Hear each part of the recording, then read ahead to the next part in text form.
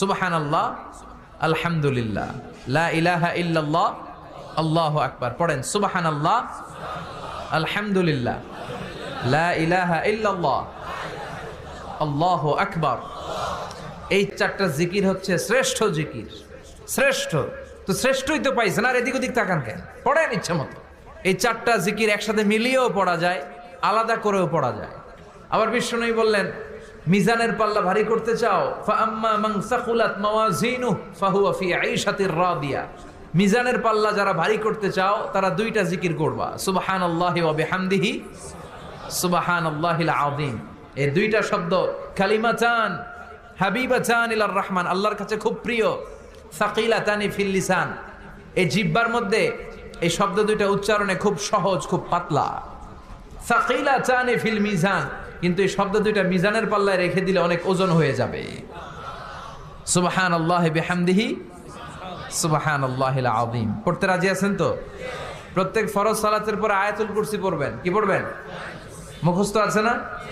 এটা পড়ে ফু দিলে কোনো জিন পড়ি, ব্ল্যাক ম্যাজিক কোনো কিছু আপনারা ধরতে পারবে না। বিশ্বনবী বলেন, মান কারা আয়াতাল কুরসি দুবুরা কুল্লি সালাতিন মাকতুবা লাম ইয়ামনাহু মিন দুখুলিল জান্নাতি ইল্লাল মাউত।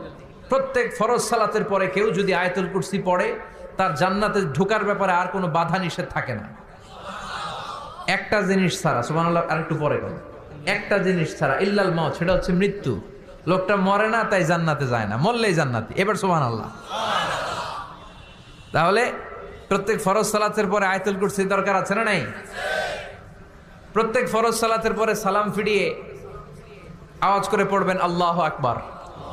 3 বার পড়বেন আস্তাগফিরুল্লাহ, আস্তাগফিরুল্লাহ, আস্তাগফিরুল্লাহ।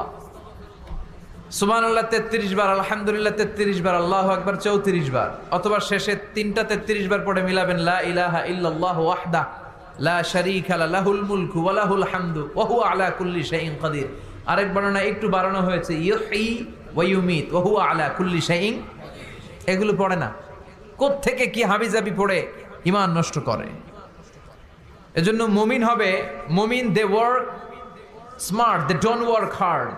মুমিন স্মার্টলি কাজ করে, মুমিন কষ্ট করে কাজ করে না। সুবহানাল্লাহ কবেন না? মুমিন সুযোগ খোঁজে, মুমিন কাজ করে smartly. They don't work hard, they work smart. They work smart, তারা স্মার্টলি কাজ করে। কাবা ঘরের 4টা কর্নার আছে। একটা কর্নারের নাম হচ্ছে রুকনুল হাজারিল আসওয়াদ, এটার নাম হচ্ছে ব্ল্যাক স্টোন কর্নার, যেখানে হাজরা আসওয়াদের পাথর আছে। এই পাথরটাতে চুমু দিলে জীবনের গুনাহ সব মাফ করে দেয় কে? এটা জান্নাতি পাথর। কিয়ামতের দিন এই পাথরকে আল্লাহ একটা জিহ্বা দিবে, ঠোঁট দিবে, 2টা চোখ দিবে। আর কিয়ামতের দিন আল্লাহর সামনে দাঁড়িয়ে এসে সাক্ষ্য দিবে যে আল্লাহ তোমার এই বান্দা আমারে চুমু দিয়েছিল, এ দিয়েছিল, এ দিয়েছিল, এদের সবাইকে মাফ করে দাও। তো হাজরা আসওয়াদের কর্নার আর কাবা ঘরের যে স্বর্ণ দিয়ে খচিত দরজা, এই হাজরা আসওয়াদের কর্নার আর দরজার মাঝখানে ছোট্ট একটু জায়গা, এটারে আরবিতে বলে মুলতাজাম। আমার সাথে সাথে পড়েন, এটারে আরবিতে কি বলে? ইলতাজামা ইয়ালতাজিমু ইলতিজামান।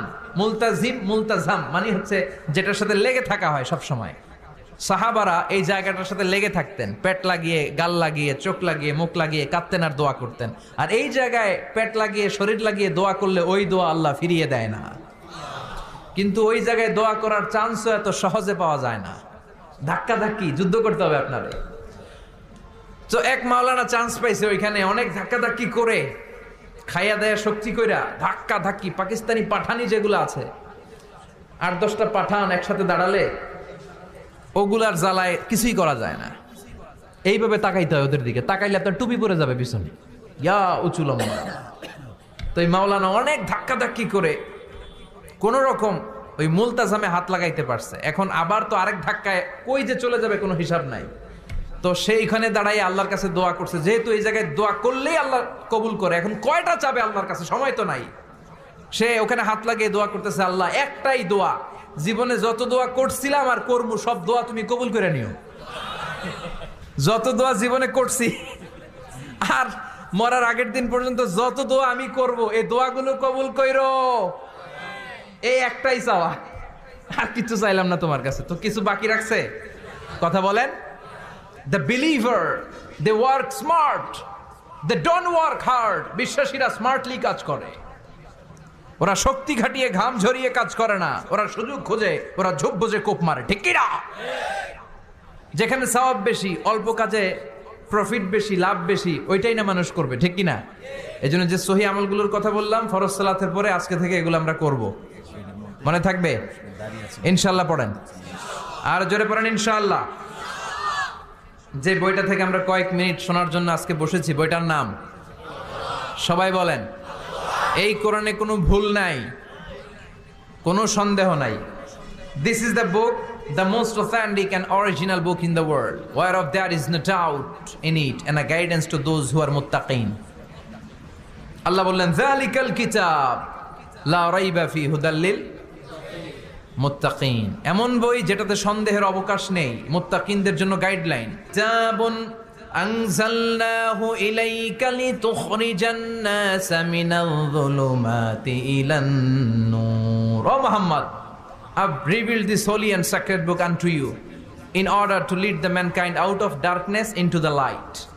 ও নবী, অনেকগুলো অন্ধকার থেকে একটা আলোর মশালের দিকে নিয়ে যাওয়ার জন্য আমি কোরআন নাজিল করেছি। বামপন্থীদেরকে ডানপন্থী বানানোর জন্য আমি কোরআন নাজিল করেছি। জাহান্নামীগুলারে জান্নাতি বানাতে আমি কোরআন নাজিল করেছি। সুবহানাল্লাহ পড়েন।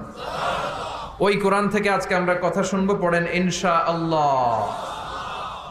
আমি আপনাদের খেদমতে আল কোরআন আল কারীমের 30তম পারার 112তম সূরা, খুব ছোট্ট একটি সূরা। সাইজে ছোট্ট হলেও ফজিলতের শেষ নাই, এই সূরার বরকতের শেষ নাই। এই সূরার ইম্পর্টেন্স, সিগনিফিকেন্স, স্ট্যাটাস, এগুলো শেষ নাই। অনেক ছোট ছোট জিনিসকে আমরা উপেক্ষা করি, আমরা গুরুত্ব দিতে চাই না, কিন্তু আসলে এটার গুরুত্ব যে কত বেশি আমরা বুঝি না। সূরাতুল ইখলাস হচ্ছে ওই রকম একটি সূরা যেটাকে আমরা গুরুত্ব দেই কম, আসলে অনেক গুরুত্বপূর্ণ। সুবহানাল্লাহ পড়েন। এমন একটা সূরা যে সূরাটা সবার মুখস্থ আছে। মুখস্থ নাই কার কার একটু হাত তোলেন।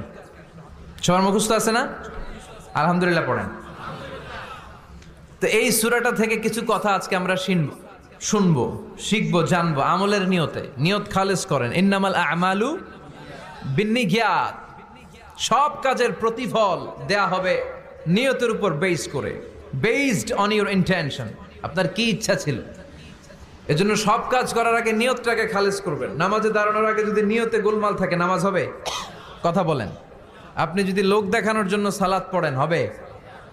মানুষে আপনারে আলহাজ ডাকবে, এজন্য যদি হজ করেন, কবুল হবে? এরকম হাজি আছে না নাই? আলহাজ না ডাকলে চাইতে ওঠে, আছে না নাই? তো আপনি চেতেন কেন? আপনি কি আলহাজ শোনার জন্য হজ করছেন? হজ করেছি কার জন্য? আতিমুল হাজ্জা ওয়াল উমরাতা লিল্লাহ। আল্লাহর শব্দ চুজিংটা দেখছেন? আল্লাহর রুচি দেখেছেন? লিল্লাহ, আল্লাহ যোগ করে দিয়েছে। আতিমুল হাজ্জা ওয়াল উমরাতা লিল্লাহ। হজ এবং উমরা করবে শুধুমাত্র একজনকে খুশি করার জন্য। তিনি কে? এটার নাম